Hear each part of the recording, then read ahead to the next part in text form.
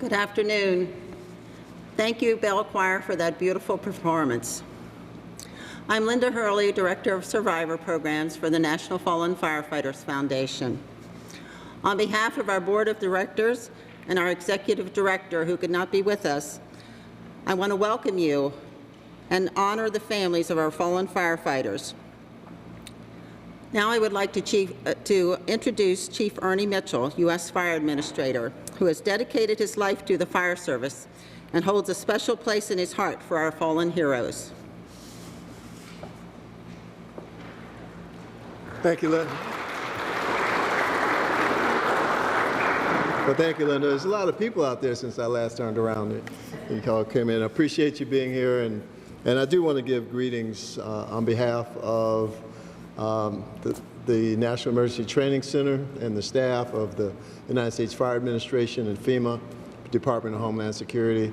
I just say to you, welcome here.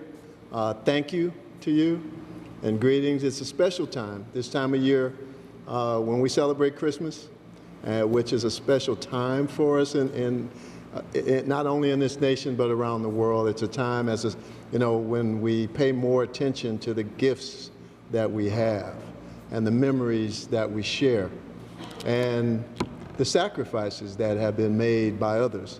So in particular to our families of our fallen firefighters, we say to you, we thank you for being here.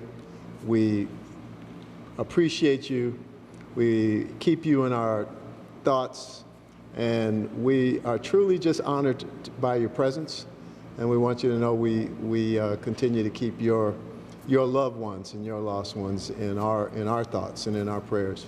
It is a time, a season, as the Bell song, the last one, O come, Emmanuel. Emmanuel biblically means God with us. And at this time, it's a time of year where we recognize that a little bit more. And it's a season for giving, it's a season for loving, for caring, for kindness, for joy, and for happiness. And so we just are pleased to share that with you. Thank you for it, and just look forward to fellowshipping with you in your time here. So thank you.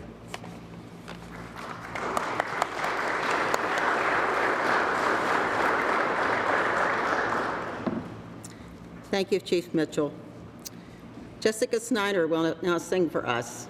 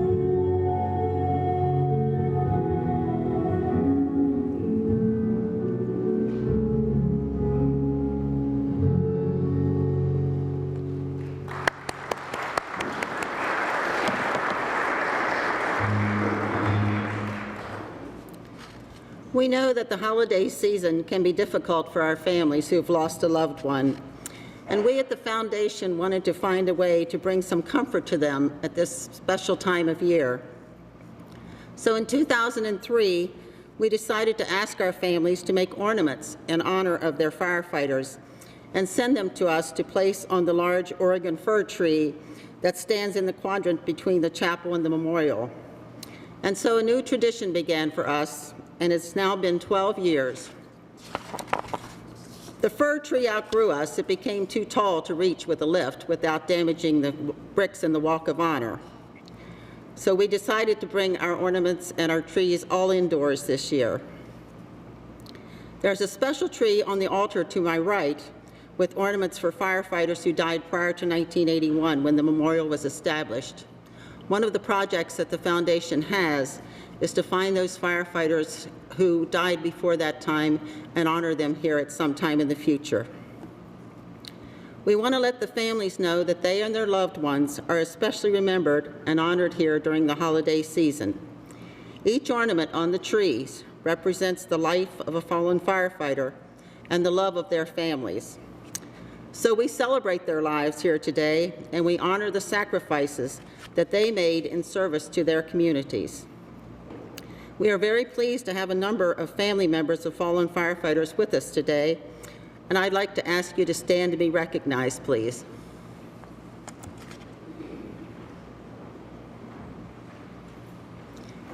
Thank you so much for being here.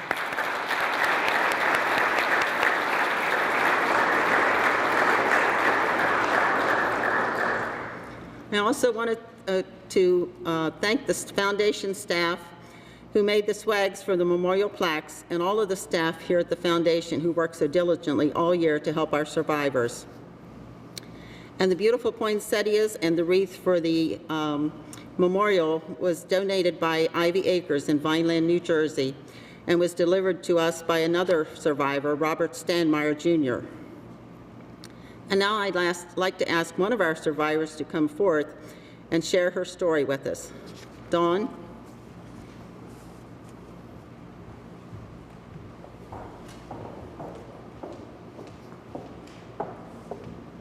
Good evening, and thank you all for coming. My name's Dawn Ruane.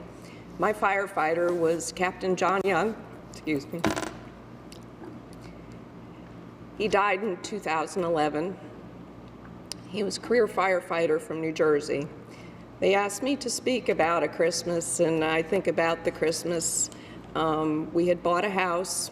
We were going to be getting married, and we were discussing Christmas and holiday events, and my daughter Ashley was there. And he had always worked during the holidays because he didn't have children, he didn't have a family really, so he would go work so that those with families could be home with their families. And he said, I'm just going to work. And I said, no, you're going to come and we're going to have a holiday and we're going to have Christmas here. And he said, no, I think I'll just work. Well, my daughter, she's a little more forthright than I am. And you have to keep in mind that John was 6'7". He had the voice of Barry White, deeper than Barry White. And when he said something, everybody listened. And she got right in his face and she said, listen, if you're going to be part of this family, you're going to learn to love Christmas. So we ended up inviting friends and family. We had several friends that weren't married, didn't have family around, so we had lots of friends and family over that year.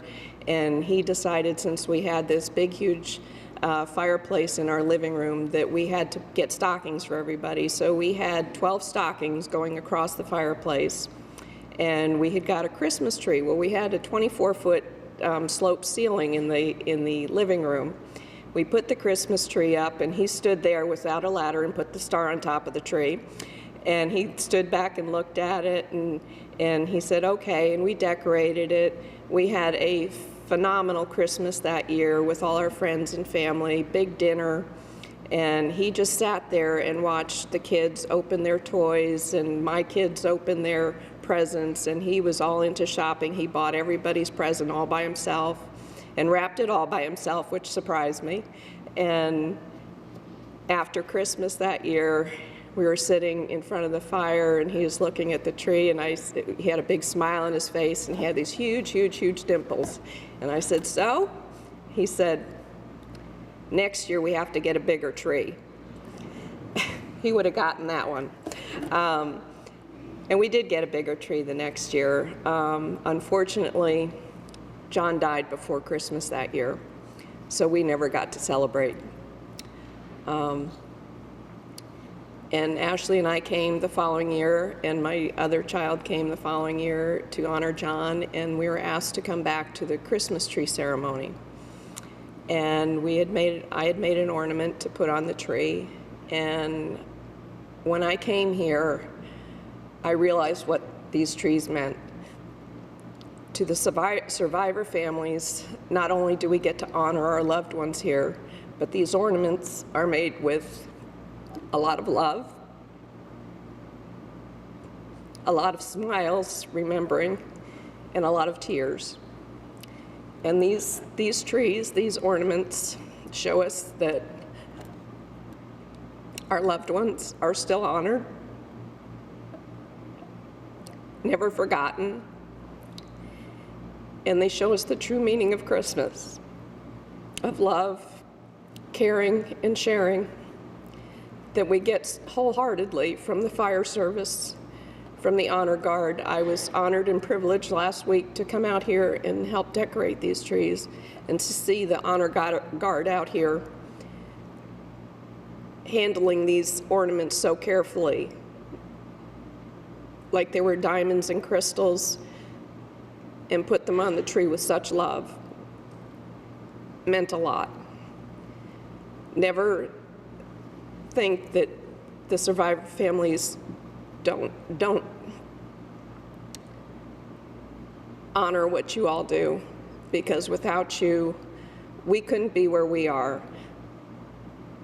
So this Christmas, I ask that you remember your families, love your families, and remember and honor our firefighters and our survivor families as we remember you. Thank you. Merry Christmas.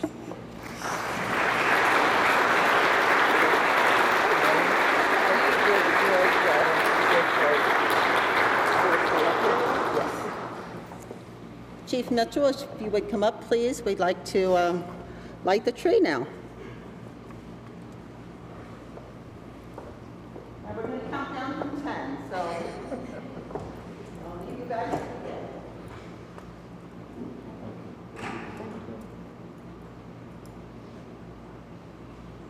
Are we supposed to be counting? Yes, 10. Oh, 10, 9, 8, 7, 6, 5, 4, 3, 2, 1.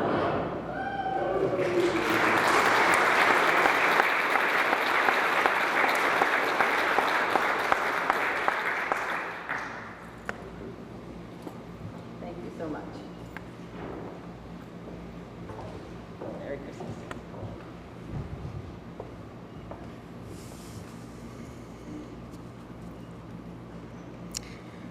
The bell choir will now perform again, and that will be followed by another song from Jessica.